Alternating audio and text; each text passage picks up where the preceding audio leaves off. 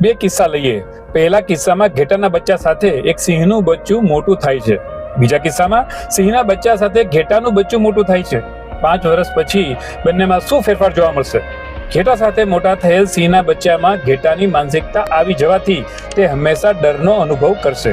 બીજા કિસ્સામાં સિંહ સાથે ઉછેર થવાના કારણે ઘેટાના બચ્ચામાં સિંહોની શક્તિ અને આત્મવિશ્વાસનો પ્રભાવ પડવાથી તે પણ એવું જ બનશે।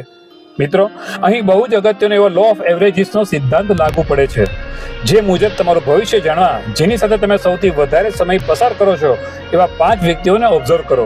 એમનું જીવન, એમનું સ્ટેટસ, એમની વિચારસરણી, એમની સફળતાને જુઓ।